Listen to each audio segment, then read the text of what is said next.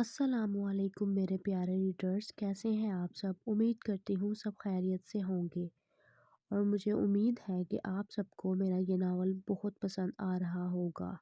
अगर आपको नावल पसंद आ रहा है तो वीडियो को लाइक भी कर दिया करें, चैनल को सब्सक्राइब भी कर दिया करें।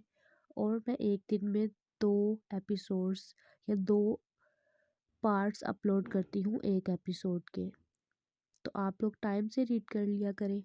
तो आज हम अपने किस्त नंबर 7 की तरफ चलते हैं। घर जाकर वानिया ने अहमद शाह को कॉल की और बताया कि वो प्रेग्नेंट है और उसके बच्चे की मां बनने वाली है।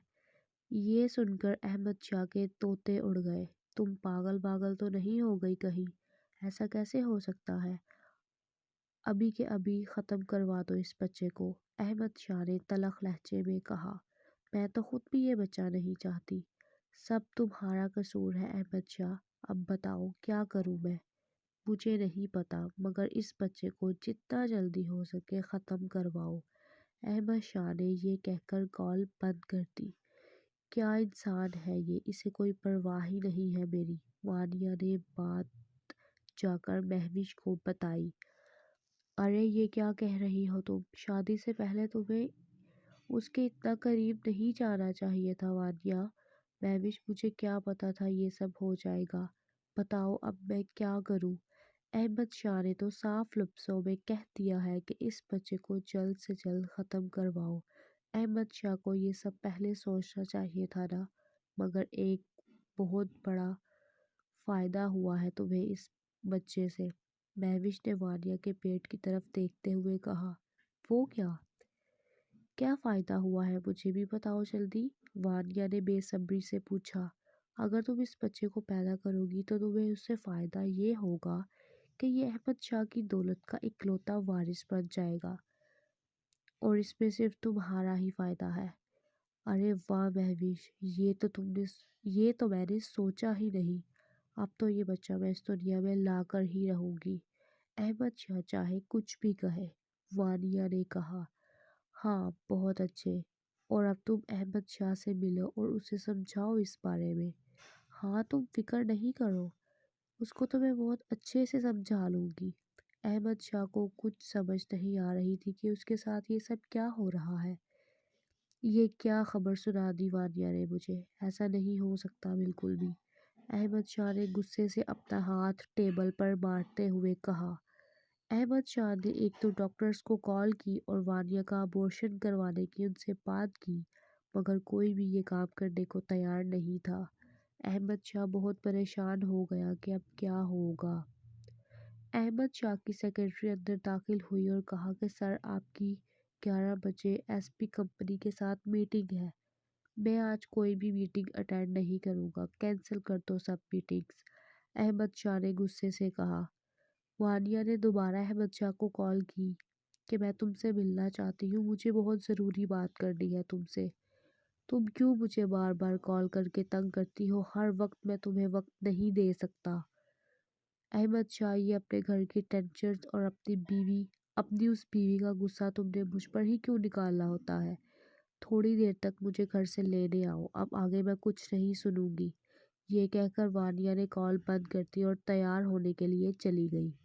पता नहीं किस मुसीबत में फंस गया हूँ मैं, अहमद शाह ने यहाँ वहाँ देखते हुए कहा। ये शाल अम्मी के कमरे में उनके लिए नाश्ता लेकर गई। बेटा मैं बाहर आकर कर लेती नाश्ता, तुमने क्यों सहमत की इस हालत में? तुम बस आराम करो। कोई बात नहीं अम्मी, मैं अहमद के लिए भी नाश्ता खुद बनाती। ये शाल ने जल्दी से बात पलट दी। अम्मी ये आप नाश्ता करें, मैं आपके लिए जूस लेकर आती हूँ। ये शाल की अम्मी ये शाल की तरफ देखती रह गई। मेरी बच्ची की खुशियों को तो जैसे नज़र ही खा गई हो। ये शाल दोबारा कमरे में आई तो उसकी अम्मी ने पूछा कि क्या तुमने बच्चे की सारी तैयारी कर रखी है? किसी चीज़ की ज़रूरत तो नहीं है? नहीं अम्मी, मैंने कुछ भी नहीं लिया अभी तक बच्चे के लिए। दुआ और मैंने जाना था शॉपिंग पर, मगर वक्त ही नहीं मिला। बेटा डिलीवरी का टाइम आने वाला है और तुमने अभी तक कुछ खरीदा ही नहीं। हम आज ही मार्केट जाएंगे और तुम्हें जो जो चाहिए होगा वो ले लेना। ٹھیک ہے امی، آپ ناشتہ کریں، اس کے بعد دیکھتے ہیں۔ یشال کا موبائل بج رہا تھا۔ اس نے دیکھا تو دعا کی کال تھی۔ کیسی ہو دعا؟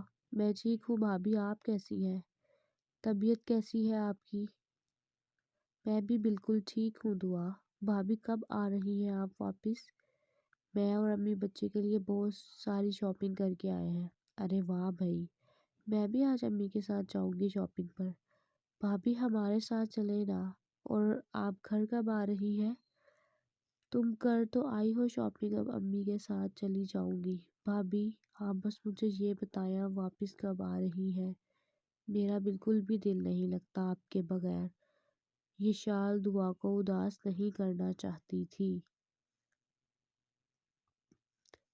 زاویار آ گیا ہے، وہ مجھے آواز دے رہا ہے، میں بعد میں بات کرتی ہوں تم سے۔ یہ کہہ کر یشال نے کال بند کر دی۔ دعا کو بہت غصہ آیا۔ دعا نے زاویار کو کال کی۔ تم سمجھتے کیا ہو خود کو؟ دعا نے کہا۔ ارے میں نے کیا کیا؟ تم میری بھابھی کو کیوں لے کر گئے اور اب واپس بھی نہیں چھوڑ کر جا رہے انہیں؟ تمہارے بھائی نے میری بہن کے ساتھ جو کیا ہے تمہیں کیا لگتا ہے وہ واپس آئے گی؟ زاویار، بھائی نے جو بھی کیا بہت غلط کیا، مگر بھابھی ایسا نہیں کر سکتی۔ تم بھابھی کو ہمارے گھر چھوڑ کر جاؤ، بس میں نے کہہ دیا ہے۔ بھابھی تو نہیں آئیں گی، مگر ہاں میں تمہیں ملنے آ جاتا ہوں، تم ان سے مل لینا۔ ٹھیک ہے، تم مجھے لینے آ جانا، میں خود بھابھی کو لے جاؤں گی گھر۔ یہ کہہ کر دعا نے کال بند کر دی۔ یہ لڑکی بہت معصوم ہے اور جو کچھ اس کا بھائی کر رہا ہے، خیر اس بیچاری کا کیا قصور اس میں؟